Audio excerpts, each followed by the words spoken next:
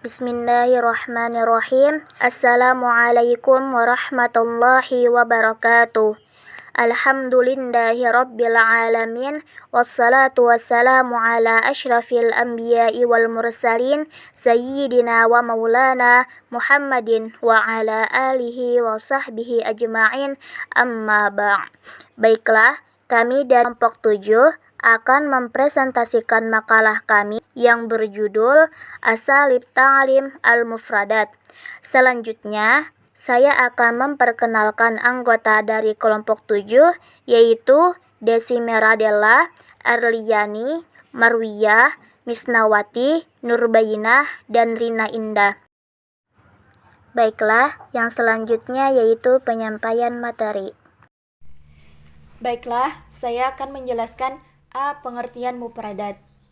Kata mufradat menurut Muhammad Mansur dalam bukunya yang berjudul Dalil Al-Katib wa Al-Mutarajim adalah kata jamak dari kata mufradah, yang artinya lafaz atau kata yang terdiri dari 2 huruf atau lebih yang menunjukkan sebuah makna. Menurut Habni Bik Nafis dan kawan-kawan dalam kitab Qawaid Al-Lughah Al-Arabiyah, kata mufradat atau al-kalimah adalah kata lafaz tunggal yang menunjukkan sebuah makna. Kata mufradat dalam bahasa Indonesia biasa dikenal dengan kosakata, yaitu sepatah kata yang menjadi penyusun kalimat dalam bahasa Arab. Menurut Ali Al-Khuli, mufradat adalah satuan bahasa terkecil yang berdiri sendiri. Terkadang berupa kata dasar dan terkadang berupa kata berimbuhan. Selain itu, setiap kata memiliki bentuk dan makna serta fungsinya masing-masing. Jadi, mufradat adalah satuan bahasa Arab terkecil yang berdiri sendiri, menjadi penyusun kalimat, serta menjadi syarat dalam pembelajaran bahasa Arab. Dari penjelasan tersebut, bisa ditarik kesimpulan bahwa penguasaan mufradat adalah pemahaman atau kemampuan seseorang untuk menggunakan mufradat atau kata dalam komunikasi yang sesungguhnya. Selain mengetahui bentuk, makna, dan fungsinya, juga melafalkan dan menuliskan mufradat tersebut dengan baik dan benar. Selanjutnya akan dilanjutkan oleh teman saya. Selanjutnya yaitu metode pembelajaran mufradat. Metode pembelajaran lebih bersifat prosedural, yaitu berisi tahapan-tahapan tertentu. Effendi menjelaskan secara rinci tentang tahapan pembelajaran kosakata, yaitu sebagai berikut. Yang pertama, mendengarkan kata. Ini merupakan tahap pertama, yaitu dengan memberikan kesempatan kepada siswa untuk mendengarkan kata-kata yang diucapkan pengajar atau media lainnya. Yang kedua, mengucapkan kata. Nah, di dalam tahap ini, guru memberikan kesempatan kepada siswa untuk mengucapkan kata yang telah didengar. Yang ketiga, mendapatkan makna kata. Pada tahap ini, hendaknya seorang guru menghindari terjemahan dalam memberikan arti kepada siswa. Karena bila hal itu dilakukan, maka tidak akan terjadi komunikasi langsung dalam bahasa yang sedang dipelajari. Sementara makna kata pun akan cepat dilupakan oleh siswa. Yang keempat, membaca kata. Setelah melalui tahap mendengarkan, mengucapkan dan memahami makna kata-kata, kemudian guru menuliskannya di papan tulis. Kemudian siswa diberikan kesempatan membaca kata tersebut dengan suara keras. Yang kelima, menulis kata. Penguasaan kosakata siswa akan sangat terbantu bila mana ia diminta untuk menulis kata-kata yang baru dipelajarinya. Yang keenam, membuat kalimat. Tahap terakhir dari kegiatan pembelajaran kosakata yaitu dengan menggunakan kata-kata baru itu dalam sebuah kalimat yang sempurna, baik secara lisan maupun tulisan. Seorang guru itu harus kreatif dalam memberikan contoh kalimat-kalimat yang bervariasi dan siswa diminta untuk menirukannya. Selanjutnya yaitu teknik pembelajaran mufradat. Arti teknik itu sendiri ialah cara yang digunakan guru untuk mengarahkan kegiatan peserta didik ke arah tujuan yang diinginkan. Adapun teknik yang dapat digunakan dalam pembelajaran mufradat ialah yang pertama, seorang guru langsung menggunakan kosakata Arab sebagai pengantar. Ketika ada salah satu anak didik yang tidak mengerti kosakata yang ada dalam percakapan guru tersebut, maka guru mengambil alat peraga sebagai gambaran. Yang kedua, seorang guru membawa anak didiknya ke salah satu tempat. Kemudian, guru mengenalkan benda-benda yang ada di sekitarnya dengan menggunakan bahasa Arab. Yang ketiga, guru menyuruh kepada anak didiknya bercakap-cakap dengan kebiasaan sehari-hari dengan menggunakan bahasa Arab. Ketika ada kesulitan dalam penyampaian kosakata, maka seorang guru membantunya. Dan yang keempat adalah seorang guru menyuruh kepada anak didiknya membaca sebuah teks dan anak didiknya menanyakan kosakata yang sulit. Yang nomor 5, seorang guru menyuruh kepada anak didiknya untuk mendengarkan teks yang dibaca oleh gurunya atau temannya. Dan yang terakhir adalah seorang guru menyuruh kepada anak didiknya untuk membuat susunan kata dan menanyakan kepada guru ketika mengalami kesulitan. Selanjutnya, yang D, strategi pembelajaran mufradat. Strategi pembelajaran mufradat mengandung penjelasan tentang metode dan teknik yang akan digunakan selama proses pembelajaran berlangsung. Dalam pembelajaran mufradat, ada baiknya dimulai dengan kosakata dasar yang tidak mudah berubah. Misalnya, istilah kekerabatan, anggota tubuh, kata ganti, kata kerja pokok, serta beberapa kosakata lain yang mudah untuk dipelajari. Strategi pembelajaran mufradat juga harus disesuaikan dengan tingkatan usia anak. Yang pertama, yaitu strategi pembelajaran kosakata pada tingkat dasar atau mubtadi'.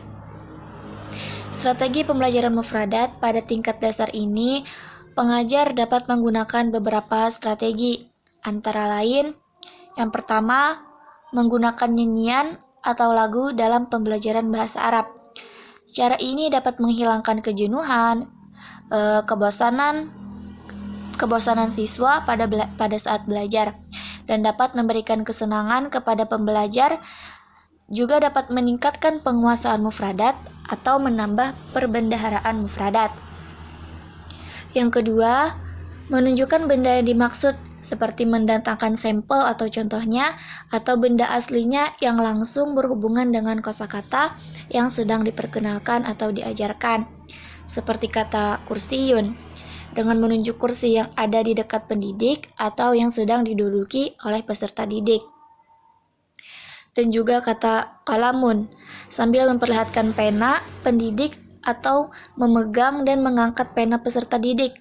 Jika bendanya tidak mungkin dihadirkan, pendidik dapat menggunakan gambar, membuat sketsa, ilustrasi, dan sebagainya. Kemudian yang ketiga, meminta siswa untuk membaca berulang kali. Pengajar bisa meminta siswa membaca kosakata baru yang didapatkan dari sebuah teks berulang kali, sehingga dia dapat menemukan artinya setelah merangkai dengan kata yang lain dalam teks yang dibacanya.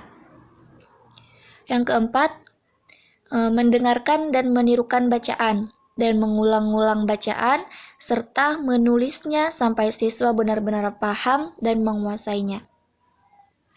Penggunaan lagu dalam pembelajaran mufradat ini bertujuan untuk memotivasi siswa melakukan kegiatan pembelajaran secara lebih baik yang dapat membantu mempermudah peningkatan kecerdasan dan daya pikir kritis secara kreatif siswa. Sedangkan kegiatan penulisan mufradat ini bertujuan untuk meningkatkan keterampilan menulis siswa dan memberikan kesempatan untuk memperoleh pemahaman mengenai mufradat yang disajikan. Adapun kegiatan menirukan bacaan bertujuan untuk mengembangkan kemampuan siswa dalam berbicara, dan kegiatan merespon mufradat yang diucapkan dapat mengembangkan segi afektif dalam berkomunikasi dan memberikan kesempatan untuk menyimak secara baik. Selanjutnya, B. Strategi pembelajaran kosakata tingkat menengah atau mutawasit. Strategi pembelajaran kosakata pada tingkat menengah ini, pengajar dapat menggunakan beberapa strategi, yaitu antara lain 1. Menggunakan peragaan tubuh.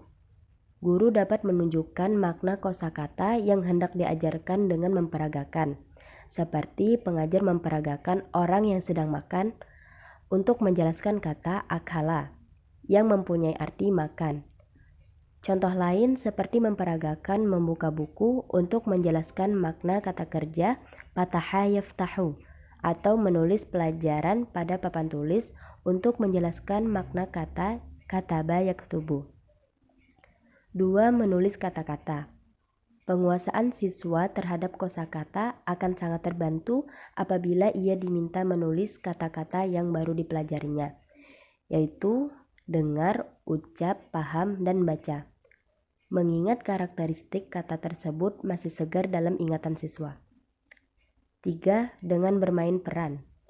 Seperti pengajar memerankan orang yang sedang merasa kesakitan untuk menjelaskan ungkapan ana maridun. Bentuk bermain peran ini biasanya dilaksanakan dengan bermain drama atau masrahiyah. 4. Memberikan padanan kata atau sinonim. Guru dapat memberikan kata yang mempunyai makna sama, tetapi menggunakan kosakata yang berbeda. Seperti pengajar menyebutkan kata qa'ada, sinonimnya yaitu jalasa. 5. Memberikan lawan kata atau antonim. Guru dapat memberikan kata yang maknanya berlawanan dengan kosakata yang hendak diajarkan, seperti pengajar menjelaskan kata tawilun dengan menyebut lawan katanya yaitu qasirun. 6. Memberikan asosiasi makna.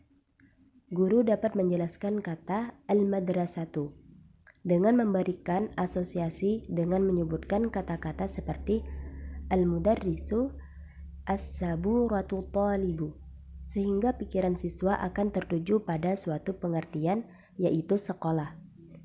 7. Guru menyebutkan akar kata dan derivasinya atau kata yang mengalami perubahan. Guru dapat menjelaskan kata maktabun dengan menggunakan akar katanya beserta derivasinya, seperti kataba yaktubu kitabatan dan seterusnya. Hal ini dapat membantu siswa memahami kosakata sesuai dengan perubahan kalimatnya. Strategi pembelajaran kosakata tingkat lanjut atau mutaqaddim. Strateginya antara lain, yang pertama, menjelaskan makna kata dengan menjelaskan maksudnya. Misalnya, ketika berusaha memahamkan kata kanjisatun, maka pendidik dapat menyertakan an-nasaru makanun fihi wa yusalla ya'bud. Kanjisah itu kan artinya gereja, sebuah gereja. Kalau an-nasaru makanun fihi wa yusalla ya'bud itu artinya tempat orang Nasrani berdoa dan menyembah.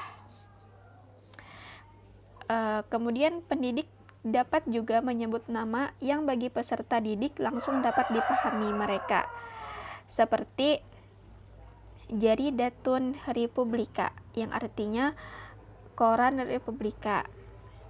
Kemudian Burujun Monas artinya menara Monas. Kemudian Ma'badun Borobudur artinya Candi Borobudur. Wa ghairuha. Kemudian yang kedua, mencari makna kata dalam kamus. Ketika mengajarkan kosakata baru, pengajar dapat meminta siswa secara langsung mencari maknanya melalui kamus. Yang ketiga, mengacak mufradat agar menjadi susunan kata yang benar. Yang keempat, meletakkan kata dalam kalimat. Yang kelima, memilih contoh mufradat yang baik untuk siswa. Jangan sampai mengajarkan mufradat yang kurang mendidik apalagi provokatif. Yang keenam, menyusun makna kalimat yang benar dari beberapa mufradat yang telah disediakan. Yang ketujuh, memberikan harakat pada kata. Yang kedelapan, menerjemahkan kosakata ke dalam bahasa ibu. Cara ini merupakan jalan terakhir ketika seluruh cara yang digunakan tidak mampu memberi pemahaman terhadap siswa. Guru tidak dianjurkan untuk terburu-buru menggunakan cara ini, karena cara ini berdampak negatif pada perkembangan kebahasaan siswa, seperti malas membuka kamus, berasosiasi, dan sebagainya. Demikianlah presentasi dari kami, semoga bermanfaat. Wassalamualaikum warahmatullahi wabarakatuh.